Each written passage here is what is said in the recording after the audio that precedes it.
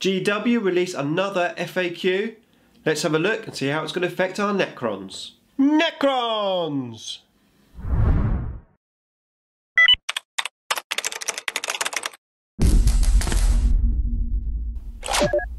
Nick speaking, and welcome to this video. Right, GW have released another set of FAQs, FAQ 1.1, and we are going to take a look and see how they're going to affect our Necrons. Before that though, if you would like to keep up to date with the wonders of Warhammer 40k, then please give me a sub and hit the bell button so you don't miss an upload. Okay, so first of all, let's have a look at some changes to the wordings in the index. And the first one is for Void Blades. So Void Blades now have an ability which says each time the bearer fights, it can make one additional attack with this weapon. So that's a very nice change. So basically, yeah, we get 3 attacks now if you're using a Void Blade on Praetorians. And of course that means you're going to have your particle caster as well, so you get to shoot your gun and have your 3 attacks. That's nice to see. It makes potentially the Praetorians slightly better. We are going to cover Praetorians in another video in the tactical series, but I think it's a welcome addition. And obviously I think GW there have obviously seen that they're not quite as good as they need to be really on the battlefield. So let's have a look at the next one. So the next one is for the Triarch Stalker, which now has an ability to explode. So this must be something they just totally forgot to put in the index for whatever reason.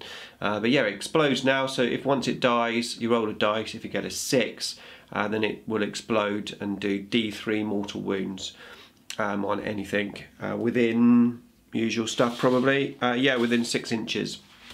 Okay, so the next one is the Monolith. Now this is awesome. So the Monolith, you have to change the values under ballistic skill to 3+, 4+, and 5+. Now it was 4+, 5+, and 6+. So yay, our Monolith now hits on 3, just like it should have done. So I don't know if that is just a mistake which they've corrected, but then why didn't they correct that in the first FAQ? In actual fact, I'm not quite sure, to be fair, on a lot of this, why they didn't pick it up in that first FAQ.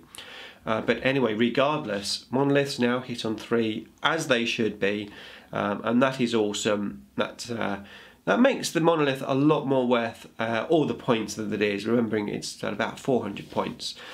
So I think that was a welcome change, and really, really good to see. So let's have a look at the next one. So the next one is, again with the Monolith, and it says the Portal of Exile, change the first sentence to read, when an assault unit other than a monstrous or vehicle finishes a charge moved within 1 inch of the model, its Portal of Exile may activate.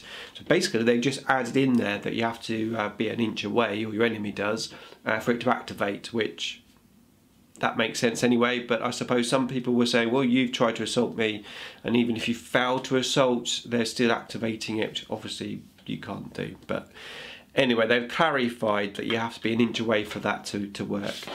So that's the changes to the index.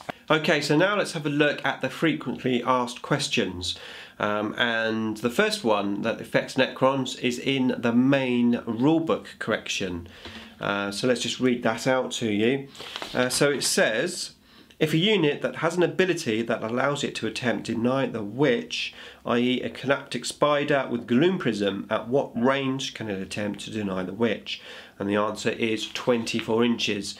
So it's now confirmed, there's no and ahhing about it. Deny the witch for gloom prisms is 24 inches.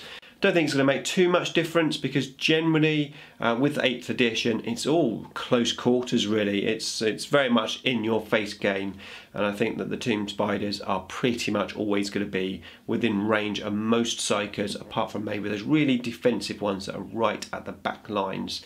So I don't think it's going to make too much of a difference, don't think it's a game changer, and I think the Gloom Prism is still a really worthwhile piece of war gear to take and get into your army.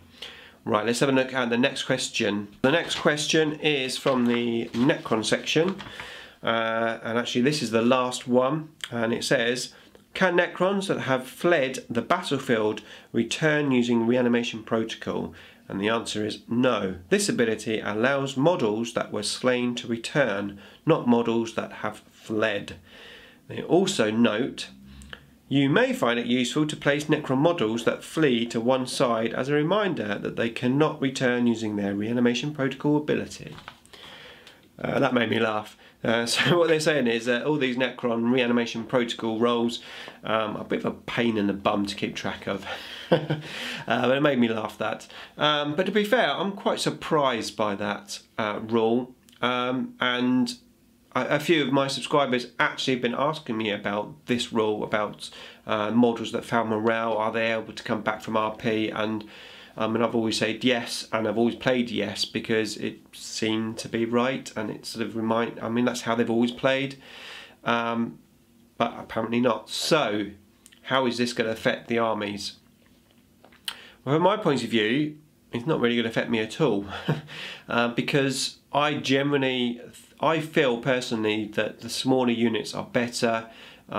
Not necessarily 5 when it comes to, say, Immortals. I still think around the 10's the better choice, but I'm definitely leaning towards unit sizes of 10 rather than, say, 20 on Warriors or Flayed Ones, etc. And I've very rarely, I don't think if ever, actually lost Necron Warriors or Flayed Ones or anything from a failed morale check.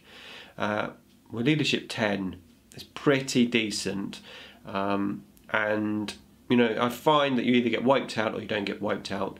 Now obviously if you do take those bigger groups and you're losing bigger chunks of models, you are definitely prone to losing morale and losing some models, and that may have more impact. But from how I've played Necrons so far, I don't think this is really going to have that much of an impact. But it was quite an interesting read when I saw that, and my instant thought, which actually I read that and I didn't read the second sentence, and my instant thought was, wow, that's going to be a pain in the bum now to keep track which models have been slain, which models have found morale, etc. And then yeah, GW put that sentence in. But there you go. So that is the Necron FAQs.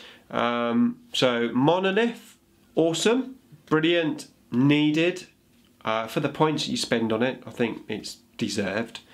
RP, bit of a game changer, maybe for bigger unit sizes, but not too disastrous really.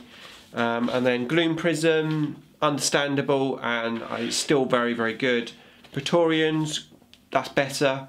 Triarch Stalking Exploding, well, everything explodes really nowadays in 8th edition. So, on the whole, not too bad.